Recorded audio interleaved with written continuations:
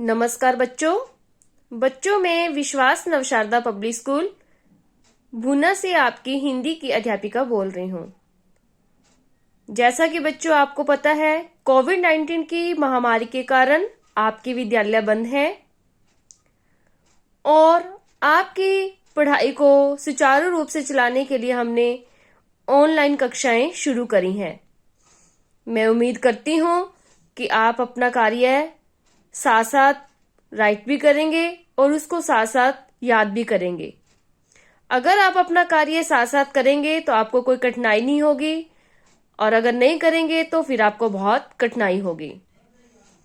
तो सभी बच्चों ने अपना कार्य जो ऑनलाइन करवाया जाता है उसको साथ साथ अपना पूरा करना है। जो रिटन वर्क है उसको फेयर नोटबुक में और साथ साथ उसको लर्न भी करना है।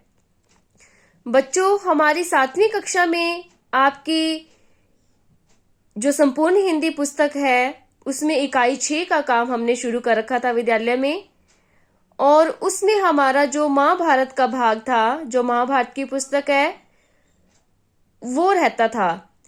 पिछली वीडियो में हमने जो महाभारत का पाठ नंबर 25 और 26 इसका पठन किया था और आज की वीडियो में हम पाठ नंबर 27 शांति दूत श्री कृष्ण का पठन करेंगे।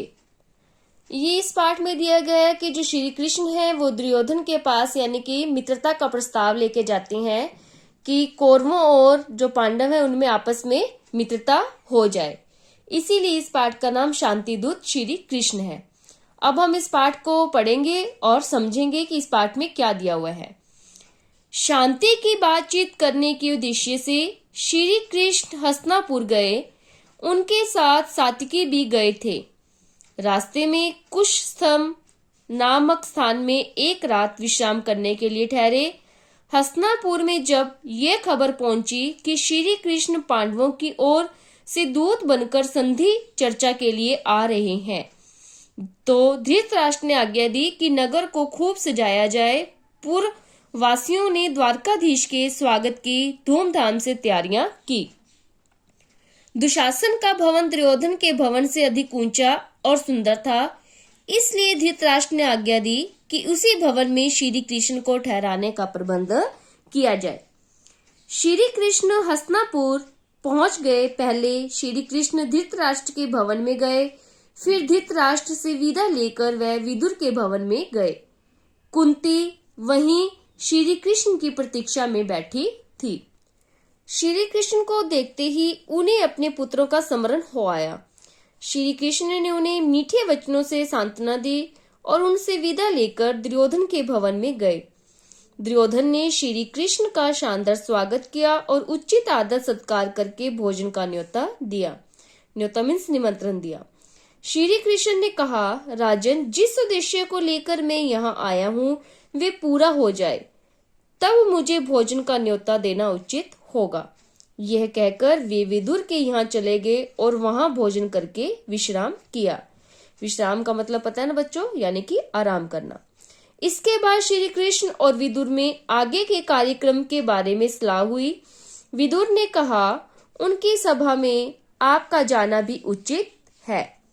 दुर्योधन आदि के स्वभाव से जो भी परिचित थे उनका भी कहना था कि वे लोग कोई न कोई कुचक्र रचकर, कुचक्र मीन्स बुरा चक्र या षड्यंत्र कह सकते हैं, श्री कृष्ण के प्राणों तक को हानि पहुंचाने की चेष्टा करेंगे।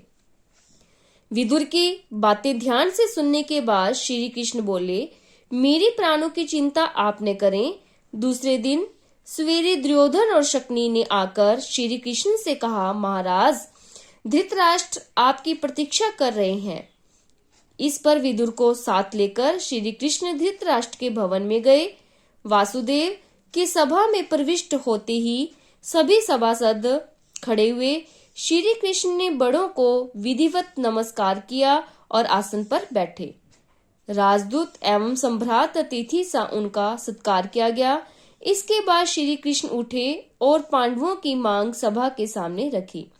फिर वह धृतराष्ट्र की ओर देखकर बोले, राजन, पांडव शांति प्रिय हैं, परंतु साथ ही वह समझ लीजिए कि वे युद्ध के लिए भी तैयार हैं। पांडव आपको पिता स्वरूप मानते हैं। ऐसा उपाय करें जिससे आप भाग्यशाली बने।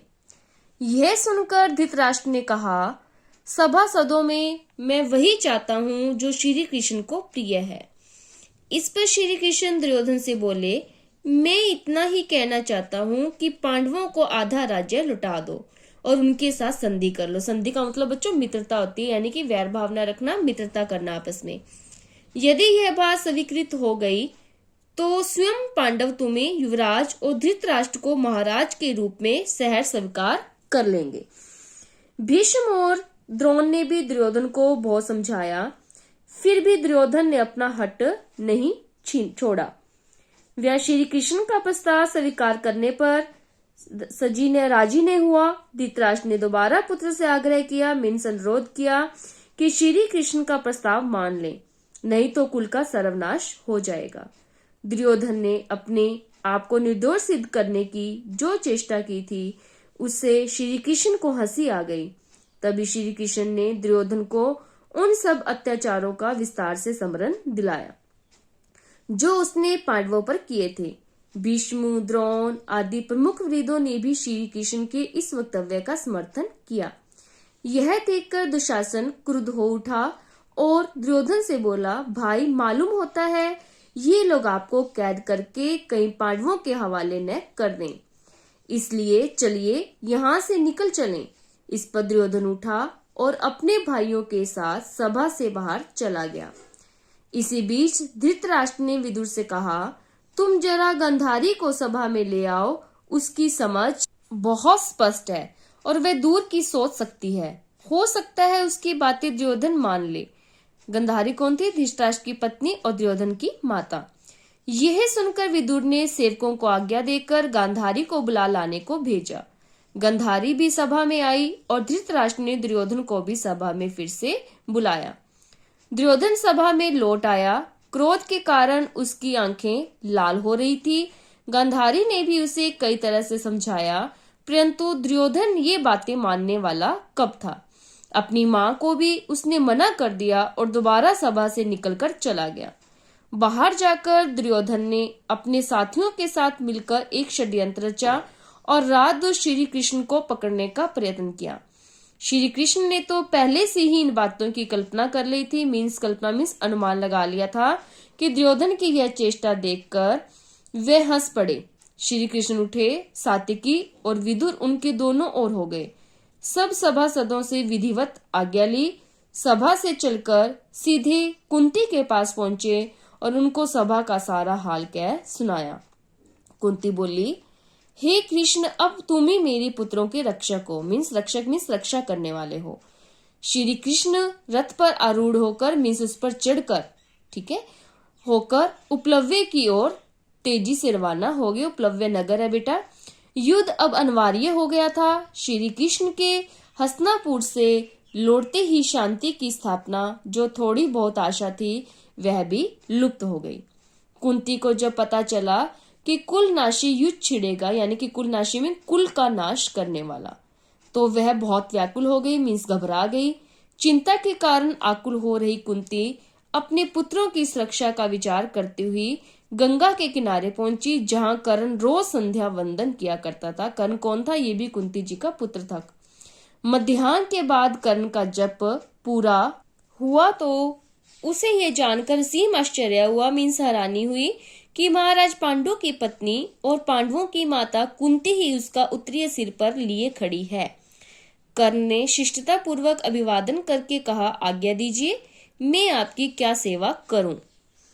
कुंती ने गदगद स्वर से कहा, कर्ण, ये न समझो कि तुम केवल सूत पुत्र हो, न तो राधा तुम्हारी माँ है और न अधिरथ तुम्हारे पिता। तुमको जानना चाहिए कि राजकुमारी पृथा की कोख से तुम उत्पन्न हुए हो और तुम सूर्य के अंश हो। थोड़ा सुस्ताने के बाद वह फिर बोली, बेटा, दुर्योधन के पक्ष में होकर तुम अपने भाइयों से ही शत्रुता कर रहे हो। धृतराष्ट्र के लड़कों के आश्रित रहना तुम्हारे लिए अपमान की बात है। तुम अर्जुन के साथ मिल जाओ, वीरता से लड़ो और राज्य प्राप्त करो। वे भी तुम्हारे अधीन रहेंगे और तुम उनसे घिरे हुए प्रकाशमान होगे। कर्ण माता कुंती का यह अनुरोध सुनकर बोला, माँ, यदि इस समय में दुर्योधन का साथ छोड़कर पांडवों की तरफ चला गया तो लोग मुझे ही कायर कहेंगे। जब युद्ध होना निश्चित हो गया है तो मैं उनको मझधार में कैसे छोड़ जाऊं? यह तुम्हारी कैसी सलाह है? आज मेरा कर्तव्य यही है कि मैं पांडवों के विरुद्ध सारी शक्ति लगाकर लड़ूं। मैं तुमसे असत्य क्यों बोलूं? मुझे क्षमा कर दो। लेकिन हाँ, तुम्हारी भी बात एकदम व्यर्थ नहीं जाएगी। अब मैं यह करूंगा कि अर्जुन को छोड़कर और किसी पांडव के प्राण नहीं लूंगा। या तो अर्जुन इस युद्ध में काम आएगा या मैं, दोनों में से एक को तो मरना ही पड़ेगा। शेष चारों पांडव मुझे चाहे कितना भी तंग करें, मैं उनको नहीं मारूंगा। माँ, तुम्हारे तो 5 पुत्र हर हालत में रहेंगे, चाहे मैं मर जाऊं चाहे अर्जुन। हम दोनों में से एक बचेगा और बाकी 4 तो रहेंगे ही। तुम चिंता न करो। अपने बड़े पुत्र की ये सारी बातें सुनकर माता कुंती का मन बहुत विचलित हुआ, परंतु उन्होंने उसे अपने गले से लगा लिया और बोली, तुम्हारा कल्याण हो। कर्ण को इस प्रकार आशीर्वाद देकर कुंती अपने महल में चली गई। तो बच्चों, हमने पाठ 27 का पठन कर लिया है। अब हम पाठ 28 का पठन करेंगे। पांडवों और कौरवों के सेनापति, यानी कि अब युद्ध क्या है, शुरू होने वाला है। तो अब क्या है, जो सेना है उनके सेनापति भी बनाना जरूरी है कि अब पांडवों का सेनापति कौन रहेगा और कौरवों के सेनापति कौन रहेंगे। श्री कृष्ण उपलव्य लौट आए और हस्तिनापुर की चर्चा की हाल पांडवों को सुनाया कि हस्तिनापुर में क्या हुआ। युधिष्ठिर अपने भाइयों से बोले, भैया अब सेना सुसज्जित करो, यह व्यूह सुचारू रूप से कर लो। पांडवों की विशाल सेना को 7 हिस्सों में बांट दिया गया। द्रुपद, विराट, धृष्टद्युम्न, शिखंडी, सात्विकी, चेकितान, भीमसेन आदि 7 महारथी इन 7 दलों के नायक बने। अब प्रश्न उठा कि सेनापति किसे बनाया जाए। सबकी राय ली गई। अंत में युधिष्ठिर ने कहा, सबने जिन जिन वीरों के नाम लिए हैं वे सभी सेनापति बनने के योग्य हैं। अर्जुन की राय मुझे हर दृष्टि से ठीक प्रतीत होती है, मैं उसी का समर्थन करता हूँ। धृष्टद्युम्न को ही सारी सेना का नायक बनाया जाए। वीर कुमार धृष्टद्युम्न को पांडवों की सेना का नायक बनाया गया और उसका विधिवत अभिषेक किया गया। अपने कोलाहल से दिशाओं को गुंजाती हुई पांडवों की सेना मैदान में आ पहुंची। इतने में उधर क्या था, कौरवों के सेना के नायक थे भीष्म पितामह। भीष्म पितामह कौन थे? इनके परदादा थे, यानी कि इनके दादा थे। उधर कौरवों की सेना के नायक थे भीष्म पितामह। इनका विवाह नहीं हुआ था, ये ब्रह्मचारी इन्होंने रहने की प्रतिज्ञा ली थी। ठीक है। भीष्म ने कहा, युद्ध का संचालन करके अपना ऋण अवश्य चुका दूंगा। लड़ाई की घोषणा करते समय मेरी संपत्ति किसी ने नहीं ली थी। इसी कारण मैंने निश्चय कर लिया था कि जानबूझकर स्वयं आगे होकर पांडु पुत्रों का वध मैं नहीं करूंगा। कर्ण तुम लोगों का बहुत ही प्यारा है। शुरू से ही वह मेरा तथा मेरी सम्मतियों का विरोध करता आया है। अतः अच्छा होगी अगर वह सेनापति बन जाए, इससे मुझे कोई आपत्ति नहीं होगी। कर्ण का उदंड व्यवहार भीष्म को बहुत ही खटकता था। कर्ण ने भी हट कर लिया कि जब तक भीष्म जीवित रहेंगे तब तक वह युद्ध भूमि में प्रवेश नहीं करेगा। भीष्म के मर जाने के बाद ही वह लड़ाई में भाग लेगा और केवल अर्जुन को ही मारेगा। दुर्योधन ने सब सोच समझकर पितामह भीष्म की शर्त मान ली और उन्हीं को ही सेनापति नियुक्त किया। फलतः कर्ण तब तक के लिए युद्ध से विरत रहा। पितामह के नायक तत्व में कौरव सेना समुद्र की भांति लहरें मारती हुई कुरुक्षेत्र की ओर प्रवाहित हुई। इधर युद्ध की तैयारियां हो रही थी और उधर एक रोज बलराम पांडवों की छावनी में एकाएक जा पहुंचे। बलराम जी ने अपने बड़े बूढ़े विराट राज और द्रुपद राज को विधिवत प्रणाम किया और धर्मराज के पास बैठ गए। वह बोले, कितनी ही बार मैंने कृष्ण को कहा था कि हमारे लिए तो पांडव और कौरव दोनों ही एक समान है, इसमें हमें बीच में पड़ने की आवश्यकता नहीं है। पर श्री कृष्ण ने मेरी बात नहीं मानी। अर्जुन के प्रति उसका इतना स्नेह है कि उसने तुम्हारे पक्ष में रहकर युद्ध करना भी स्वीकार कर लिया। जिस तरफ कृष्ण हो उसके पक्ष में भला कैसे जाऊं? भीम और दुर्योधन दोनों ने ही मुझसे गदा युद्ध सीखा है। दोनों ही मेरी शिष्य हैं, दोनों पर मेरा एक जैसा प्यार है। इन दोनों कुरुवंशियों को आपस में लड़ते मरते देखना मुझसे सहन नहीं होता। लड़ो तुम लोग, परंतु यह सब देखने के लिए मैं यहाँ नहीं रह सकता। पर मुझे अब इस संसार में विराग हो गया, इस संसार से, अतः मैं जा रहा हूँ। युद्ध के समय सारे भारतवर्ष में 2 ही राजा युद्ध में सम्मिलित नहीं हुए और तटस्थ रहे, एक बलराम और दूसरे भोजकट के राजा रुक्मी। रुक्मी की छोटी बहन रुक्मिणी श्री कृष्ण की पत्नी थी। कुरुक्षेत्र में होने वाले युद्ध के समाचार सुनकर रुक्मी एक अक्षौणी सेना लेकर युद्ध में सम्मिलित होने को गया। उसने सोचा कि यह अवसर वासुदेव की मित्रता प्राप्त करने के लिए ठीक होगा। इसीलिए वे पांडवों के पास पहुंचा और अर्जुन से बोला, पांडुपुत्र, आपकी सेना से शत्रु सेना कुछ अधिक मालूम होती है, इसी कारण मैं आपकी सहायता करने आया हूँ। यह सुनकर अर्जुन हंसते हुए रुक्मी से बोला, राजन, आप बिना शर्त के सहायता करना चाहते हैं तो आपका स्वागत है, नहीं तो आपकी जैसी इच्छा। यह सुनकर रुक्मी बड़ा क्रुद्ध हुआ और अपनी सेना लेकर दुर्योधन के पास चला गया। इसके बाद रुक्मी ने दुर्योधन से कहा कि पांडव मेरी मदद नहीं चाहते हैं, इस कारण मैं आपकी सहायता हेतु आया हूँ। पांडवों ने जिसकी सहायता स्वीकार नहीं की, हमें उसकी सहायता स्वीकार करने की जरूरत नहीं है, ये कहकर दुर्योधन ने भी रुक्मी की सहायता ठुकरा दी। बेचारा रुक्मी दोनों तरफ से अपमानित होकर भोजकट वापस लौट गया और रुक्मी कर्तव्य से प्रेरित होकर नहीं बल्कि अपनी प्रतिष्ठा बढ़ाने के उद्देश्य से कुरुक्षेत्र गया और अपमानित हुआ। कुरुक्षेत्र के मैदान में दोनों तरफ की सेनाएं लड़ने को तैयार खड़ी थी। उन दिनों की रीति के अनुसार दोनों पक्ष के वीरों ने युद्ध नीति पर चलने की प्रतिज्ञाएं ली। कौरवों की सेना की व्यूह रचना देखकर युधिष्ठिर ने अर्जुन को आज्ञा दी, एक जगह सब वीरों को इकट्ठे रहकर लड़ना होगा, अतः सेना को सूची मुख सुई की नोक के समान व्यूह में सज्जित करो। इस प्रकार दोनों पक्षों की सेनाओं की व्यूह रचना हो गई। अर्जुन ने युद्ध के लिए तैयार। ये देखो बच्चों, इस तस्वीर में आप देख रहे हो श्री कृष्ण है और अर्जुन जी हैं। श्री कृष्ण देखो जो है अर्जुन के सारथी हैं। सारथी कौन होता है? जो उनके रथ को चलाता है, घोड़ों को हाँकता है। ठीक है, श्री कृष्ण सारथी हैं और अर्जुन जी देखो उनको हाथ जोड़कर नमस्कार कर रहे हैं। ठीक है, ये युद्ध के लिए जा रहे हैं। फिर आगे क्या हुआ? वीरों को देखा तो उसके मन में क्या हुई? शंका हुई कि हम ये क्या करने जा रहे हैं। उसे अपनी ये शंका श्री कृष्ण पर प्रकट की। तब अर्जुन के इस भ्रम को दूर करने के लिए श्री कृष्ण ने कुरुक्षेत्र में जिस कर्म योग का उपदेश दिया। अर्जुन का क्या था बच्चे कि अर्जुन युद्ध के लिए हिचकिचा रहे थे। तो आपने सुना ही है ना कुरुक्षेत्र में क्या है। कुरुक्षेत्र में युद्ध के मैदान में श्री कृष्ण जी ने क्या दिया था? अर्जुन को गीता का उपदेश दिया था। ठीक है, उनको कर्म योग करने का उपदेश दिया था कि कर्म करो। वह तो विश्व विख्यात है।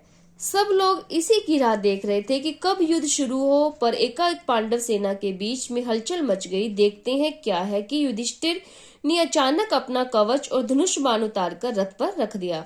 क्योंकि पांडव थे, पांडवों को हिचकिचाहट हो रही थी युद्ध करने के लिए कि क्या है, कौरव हमारे भाई हैं, हम उनसे युद्ध कैसे करें।